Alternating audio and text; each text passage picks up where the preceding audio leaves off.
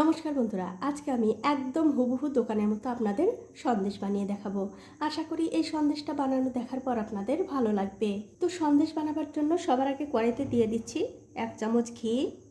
এবারে এই ঘিটা আমি কড়াইয়ের মধ্যে খুব ভালো করে ছড়িয়ে দেব।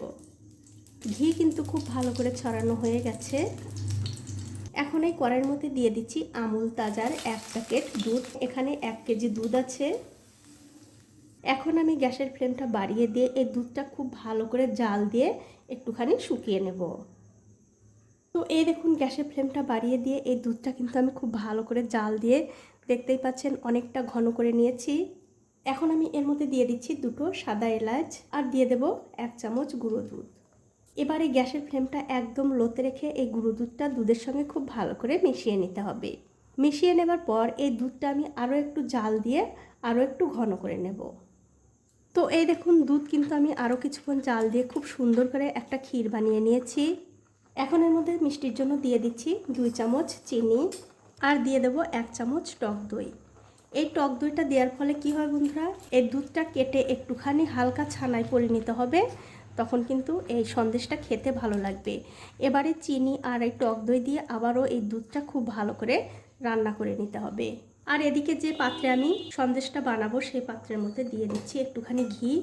পাত্রটা কিন্তু বন্ধুরা অবশ্যই আগে থেকে একটু রেডি করে রাখতে হবে। ঘিটাই থালার মধ্যে খুব ভালো করে ছড়িয়ে দিতে হবে। তো ঘি কিন্তু থালার মধ্যে খুব ভালো করে ছড়িয়ে দিয়েছি। আর এই যে দেখতে পাচ্ছেন দুধের মিশ্রণটা, এটা আমি আরও কিছুক্ষণ জাল দিয়ে আরও একটু ঘন করে নেব। তো এই দেখুন এই দুধের মিশ্রণটা কিন্তু আমি আরও কিছুক্ষণ জাল দিয়ে খুব সুন্দর করে ঘন করে নিয়েছি। এর চেয়ে আর বেশি ঘন করার দরকার নেই। এবার আমি গ্যাসের ফ্লেমটা বন্ধ করে দিয়ে যে পাত্রে আমি ঘি মেখে রেখেছিলাম সেই পাত্রের মধ্যে এই মিশ্রণটা ঢেলে দিচ্ছি। তো এই যে সবটুকু মিশ্রণ কিন্তু আমি নিয়ে নিলাম। এবারে গরম গরম অবস্থায় এই মিশ্রণটা থালার মধ্যে খুব ভালো করে ছড়িয়ে দিতে হবে। তো এই যে থালার মধ্যে কিন্তু মিশ্রণটা আমি খুব ভালো করে ছড়িয়ে দিয়েছি। এবারে ওই কড়াইতে দিয়ে দিচ্ছি হাফ বাটি গুঁড়ো দুধ, সামান্য একটু ফুড কালার আর দিয়ে দেব সামান্য একটু কুসুম কুসুম গরম জল। এবারে গ্যাসের ফ্লেমটা লোতে রেখেই খুব ভালো করে এই দুধটা জাল দিয়ে একটু ঘন করে নিতে হবে। তো এই দেখুন গ্যাসের ফ্লেমটা একদম লোতে রেখে কিন্তু দুধটা আমি খুব ভালো করে জাল দিয়ে ঘন করে নিয়েছি। এখন এর মধ্যে দিয়ে দিচ্ছি সামান্য একটু চিনি আর দেব সামান্য একটু ঘি। এবারে ঘি আর চিনির সঙ্গে এই দুধটা আবারও একটু ভালো করে জাল দিয়ে নেব। তবে বন্ধুরা এখন কিন্তু অবশ্যই গ্যাসের ফ্লেমটা একদম লোতে রেখে এই কাজটা করতে হবে। তো এই দেখুন বন্ধুরা ঘি আর চিনি মিশিয়ে কিন্তু আমি এই ক্ষীরটা খুব সুন্দরভাবে তৈরি করে নিয়েছি। আর এই ক্ষীরটা তৈরি করার সময় মানে রান্না করার সময় যদি দেখেন এই ক্ষীরটা বেশি শুকনো শুকনো হয়ে গেছে, তাহলে কিন্তু এর মধ্যে সামান্য একটু গরম জল দিয়ে আবার রান্না করবেন, তাহলে কিন্তু ক্ষীরটা এরকম হবে। আমার একটু শুকনো শুকনোই হয়ে গেছিলো, তার জন্য একটু জল দিয়ে ঠিক এরকম একটা ক্ষীর আমি তৈরি করে নিয়েছি। এটা কিন্তু হয়ে গেছে। এখন আমি গ্যাসের ফ্লেমটা বন্ধ করে দিয়ে এই ক্ষীরটা আমি গরম গরম ওই যে থালাতে আমি সন্দেশ বানাতে দিয়েছি সেই থালার মধ্যে দিয়ে দেব। তারপর খুন্তি দিয়ে খুব ভালো করে উপর দিয়ে এরকম করে ছড়িয়ে দেব।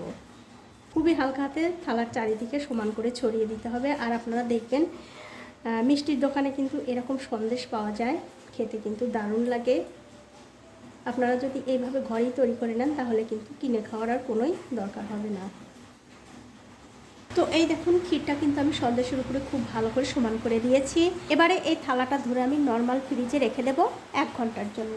তো এই যে দেখুন সন্দেশটা কিন্তু আমি খুব ভালো করে ঠান্ডা করে নিয়েছি। এবার একটা ছুরি দিয়ে এই সন্দেশগুলো আমি পিস পিস করে কেটে নেব।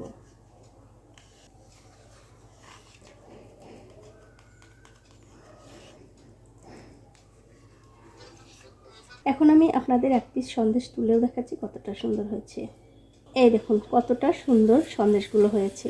তো বন্ধুরা এইভাবে সন্দেশ বানিয়ে খেয়ে কিন্তু অবশ্যই আমাকে জানাতে ভুলবেন না আপনাদের কেমন লাগলো। তো আজ এই পর্যন্তই, দেখা হবে অন্য কোনো নতুন ভিডিও নিয়ে।